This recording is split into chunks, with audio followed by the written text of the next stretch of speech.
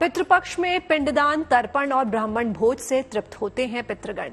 श्राद्ध और तर्पण से पितृ तो प्रसन्न होते ही हैं, इनकी कृपा से जीवन की तमाम परेशानियों का भी अंत हो जाता है। कहते हैं इन दिनों में दिया गया जल सीधे पितरों तक पहुंचता है। लेकिन पितृपक्ष में तर्पण और दान देने से पहले ये जानना भी बेहद जरूरी है कि इसके नियम क्या हैं।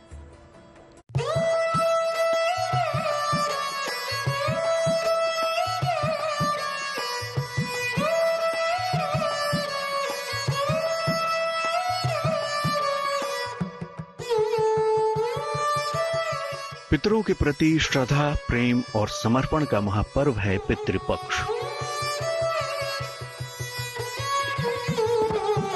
पूर्वजों का स्मरण करने, उनके प्रति कृतज्ञता और श्रद्धा प्रकट करने का पर्व है पितृपक्ष।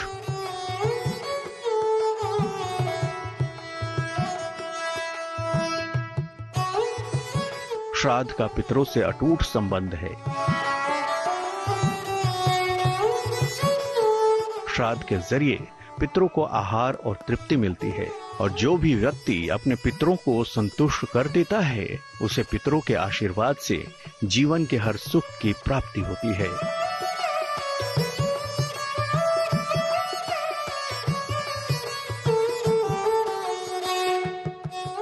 लेकिन पितृपक्ष में तर्पण और श्राद्ध करते समय कुछ सावधानियां भी जरूरी हैं।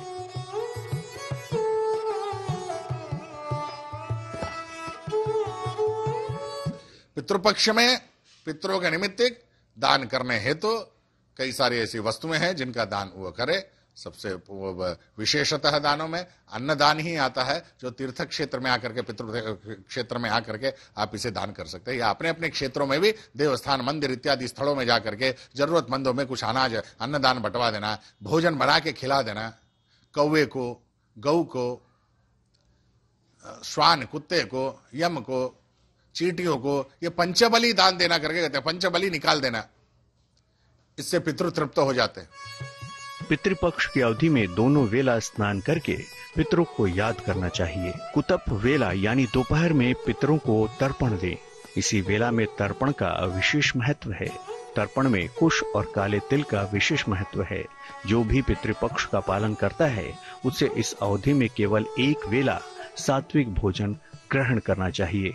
पितरों को हल्के सुगंध वाले सफेद पुष्प अर्पित करने चाहिए। तीखी सुगंध वाले फूल वर्जित हैं। दक्षिण दिशा की ओर मुख करके पितरों को तर्पण और पिंडदान करना चाहिए।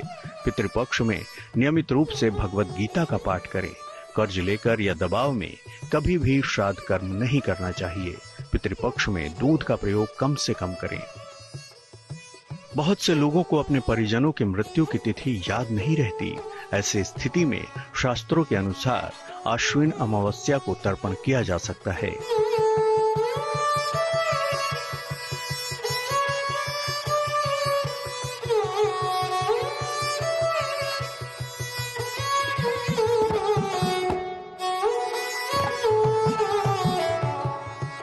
इसलिए इस अमावस्या को सर्वपितृ अमावस्या कहा जाता है।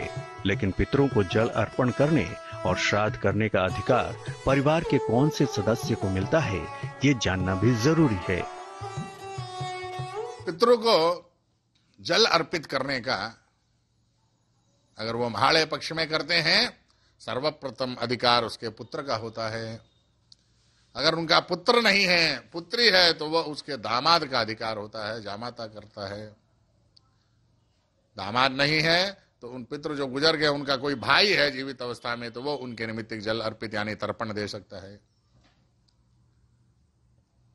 ऐसे कोई भी नहीं है तो दत्तक रूपी ब्राह्मण जो है उनके निमित्त उनके घर में, नदी तट पर, तीर में, तीर्थों में जाकर के तर्पण कर सकता है। घर का वरिष्ठ पुरुष सदस्य नित्य तर्पण कर सकता है। अगर घर में वरिष्ठ पुरुष सदस्य न हो तो घर का कोई भी पुरुष सदस्य तर्पण कर सकता है। पौत्र और नाती को भी तर्पण और श्राद्ध का अधिकार होता है। वर्तमान में स्त्रियां भी तर्पण और श्राद्ध कर सकती हैं, लेकिन पितृपक्ष की सावधानियों का ख्याल रखते हुए ही तर्पण करें। पितृपक्ष के 15 दिन अति शुभ फल देने वाले हैं। इन दिनों पितरों की आत्माएं तृप्त होकर अपने वंशजों को ढेर सारा आशीर्वाद देती हैं।